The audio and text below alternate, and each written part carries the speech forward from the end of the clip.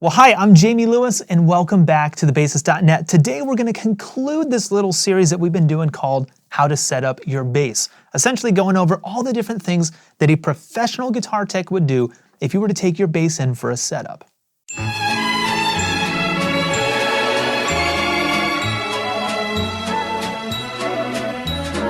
And of course, my good friend Pete Hilton from Hilton Guitars is going to be joining us again today, this time with some advice on how to intonate your bass. Now, again, I am not the professional in this field, so if you have any technical questions about what we're doing in this video, don't ask me because I don't have the answers. Instead, send Pete a message directly by going to his website, hiltonguitars.com, or just send him a direct message on Facebook or Instagram or an email. Okay, so we've already adjusted the truss rod so that the neck is exactly the way we want it to be. And then last week, we adjusted the action or the height of the string so that it plays perfectly for the way that we play.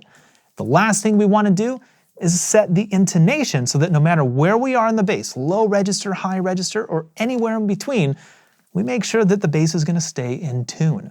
Now, I know that sounds complicated, but Pete is an absolute pro, and he makes it look so easy that anyone can do it. So let's head over to his shop and check it out.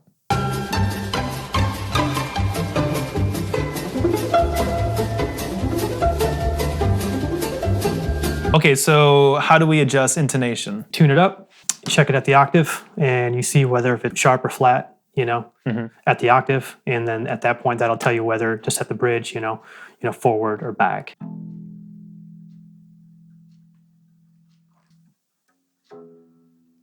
Hey, your E string was way off. Oh, good.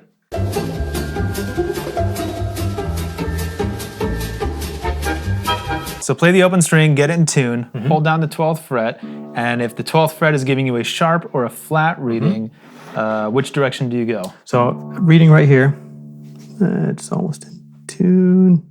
Hold down the 12th fret. And it's leaning a little sharp. Little sharp, so you want to move the saddle back. With the saddle away from the fingerboard, okay?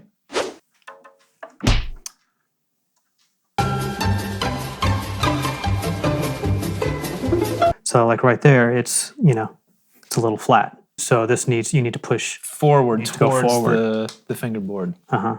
I learned that. Forward flat. Forward flat, forward flat. See, G string's perfect. There we go. So it's set up, man. Yeah.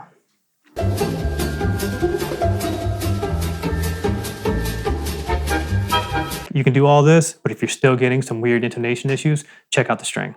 Because it could be wound or coming unwound. It could be just a loose winding somewhere in the string, even though it's brand new, and it could be throwing everything off. I never thought of that. But yeah, you're right. Yeah, wow. and I've seen that, I've seen that many times, and it's not a big deal. It's just a bad string. Yeah, that happens. It happens. They're making thousands of strings a day, But yeah, it's just like, so when you go through all that, just don't ever think, oh, it's this and that, because it could be something totally else, Sure. That's why you should use GHS strings. Exactly.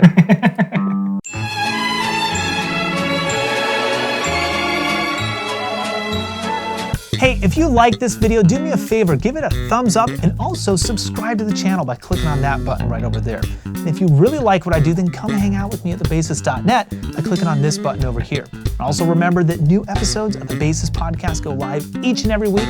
Until next time, I'll see you again here at thebassist.net.